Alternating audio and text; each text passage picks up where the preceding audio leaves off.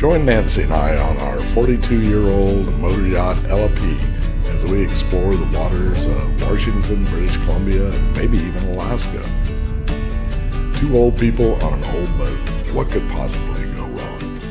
If you enjoy the video, be sure to hit that like button, and if you really like it, consider subscribing. It really helps me out. If you've watched any of the previous Adventures with LP videos, you'll know that Nancy and I purchased Ella, a 43-foot Ocean Alexander aft cabin, a little over a year ago, and shortly thereafter embarking on a 5-week shakedown cruise. We went from marinas to anchorages, testing her systems and compiling a list of maintenance, mechanical and electrical repairs, and upgrades to make. The goal was to make her as safe and reliable as possible and to make our time aboard more enjoyable. That's the story of this video, an epic 5-month haul out, and all the systems we touched.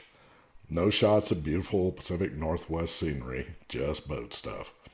So if you're into repair and maintenance of your boat and making upgrades, this video is for you. This is not a DIY video. All these projects were performed by one of the best boat yards in Anacortes. Definitely not the cheapest, but they did quality work. We managed the project from 1,500 miles away, which in itself was a challenge. We also approached the project with an open checkbook. If the yard recommended it, we generally went along with it. That's why you'll see this guy throughout the video. So let's dive right into it. After some pressure washing and some sanding, turned out the barrier coat was in pretty bad shape, so 2 new coats of epoxy barrier coat and then 2 coats of bottom paint. But the end result turned out really nice. I was happy with it. So while out on the shakedown cruise, the generator had developed a pretty serious freshwater leak, but turned out to be the water pump and parts were available, so pretty easy fix. So one of the first things that turned up on the engine was we needed new exhaust elbows. Those are 2 really nice, shiny, painted stainless steel elbows ready to be installed. New strainer, new hose, new seacock, and a new through hull for both engines. Nice new shiny transmission hoses. I think we replaced just about all the hoses on the engines. On to the shafts. I had detected some slight vibrations, I thought, while we were on our shakedown cruise. And it turned out that the shafts had been machined down so they didn't fit snugly in the couplings.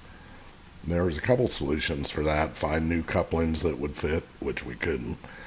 Build up those shafts to fit in the new coupling, but one had a slight bend in it also. So the yard made me a deal I couldn't refuse. They were going to provide shafts at their cost. So I jumped on that and we got brand new shiny shafts that fit correctly, by the way. With the new shafts, new seals are in order also. The yard recommended the Tide system, and so far I've been very happy with it. I also included the spare seal carrier kit that holds the spare seals so that the seal can be replaced in the water. I've included a link in the descriptions. And yeah, the whole shaft thing, unplanned and unbudgeted, so yep, here he is again. During our cruise, while poking around the boat, the AC wiring seemed a little sketchy to me. So I asked the yard to investigate, and they agreed. So because of the age of the boat, it was hard to bring it up completely to ABYC standards, but at least everything's GFI protected now, and I feel a lot safer. And yep, that's a brand new muffler. Turned out we needed one of those too. And finally, bow thruster all cleaned up, new blade installed, and new zincs.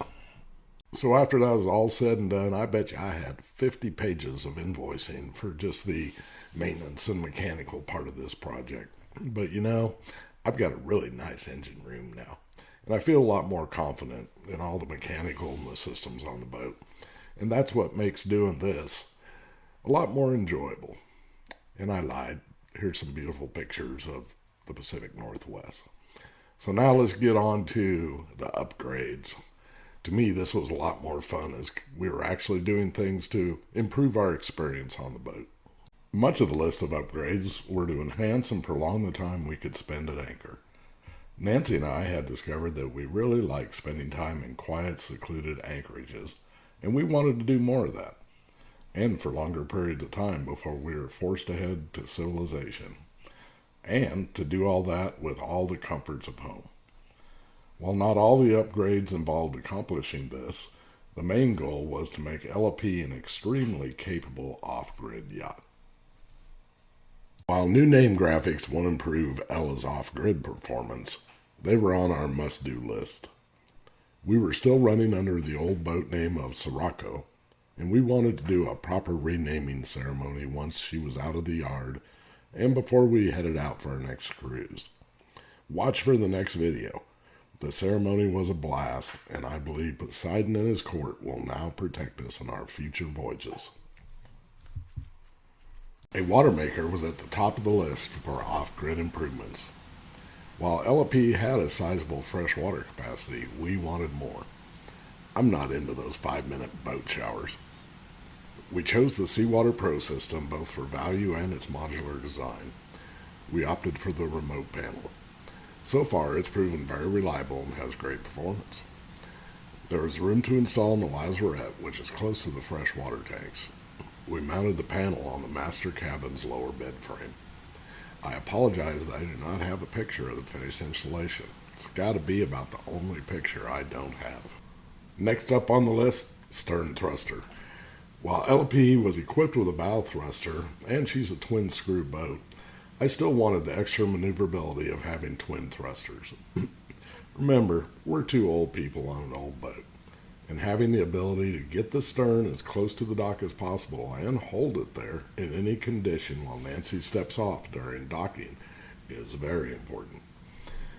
While I envisioned a conventional tube thruster, there was not room to install it in the lazarette because of the generator. The yard graciously offered to move it, but I was tired of being this guy. So I had heard of the side shift thrusters, and after some research decided to give it a try. I chose the SS350, the biggest unit they make, for boats 35 to 50 feet.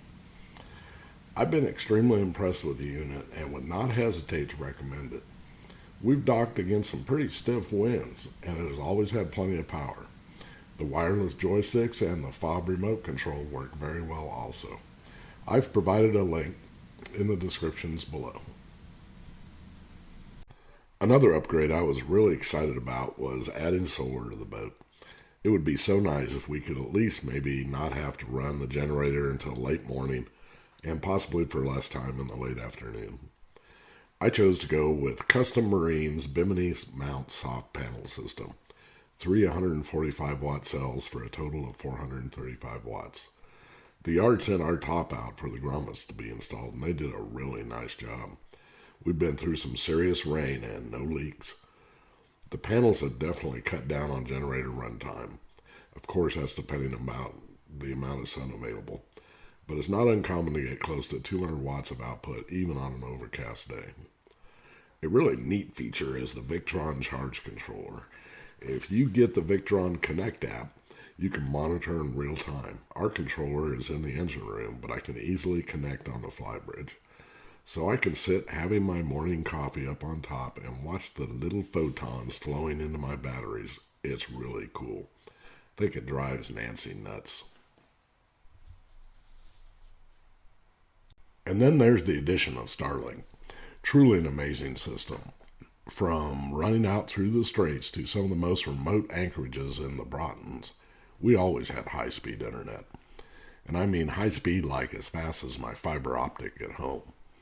And the Wi-Fi calling on our iPhones was flawless.